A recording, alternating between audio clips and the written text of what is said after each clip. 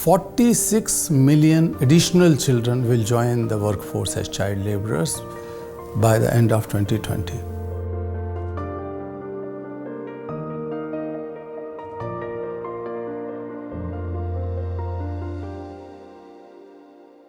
I refuse to accept that the world is so poor that cannot protect its children who are most vulnerable and most marginalized.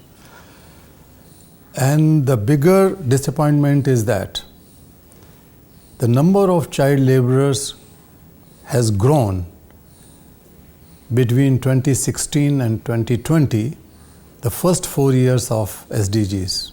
So that is unacceptable. There is no excuse for that.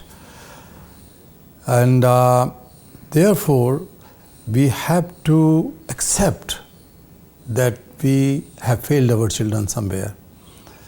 That means a lot of bold ideas and bold actions have to be taken to protect them.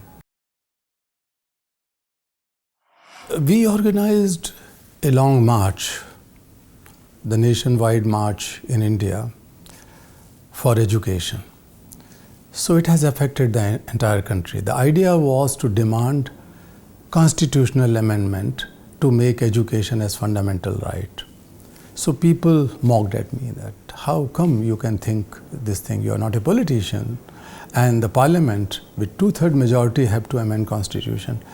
But I was confident because the civilization is moving towards freedom, mental freedom, towards, quest for learning new things. So how can you stop educating the people?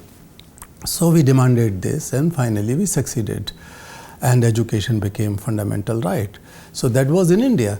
But globally also, we organized global march against child labor with a clear demand that every child in the world should be in school, in classrooms, not working as slave or child labor or child prostitute anywhere.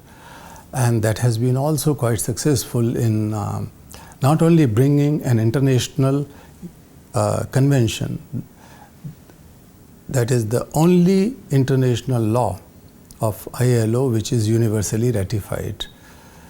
That is called the Convention on the Worst Forms of Child Labor.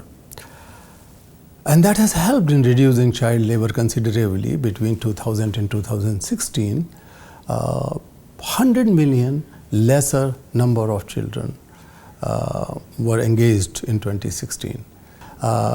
We have launched a campaign to educate European and later on American consumers to demand for the rugs which are free of child labor. So on one hand, we were freeing children from slavery from that industry and other industries, but also we educated consumers as well as we engaged corporates to behave responsibly. So that was the beginning of this corporate social responsibility in practical terms. As the newest estimates released by UNICEF and ILO, if social protections and other adequate measures are not taken with a sense of urgency, 46 million additional children will join the workforce as child laborers by the end of 2020. If we don't take courageous, honest, and compassionate steps, then at least 24 million children will never come back to schools. So that is a serious challenge. So that has directly affected children, but indirectly also, children belonging to marginalized sections are affected due to their parents lost their livelihoods and jobs. Some of the children became orphans due to pandemic. Child labor and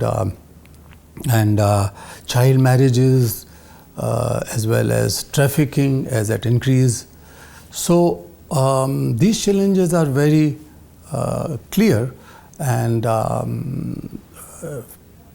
we will lose the entire generation if we don't act as one and now.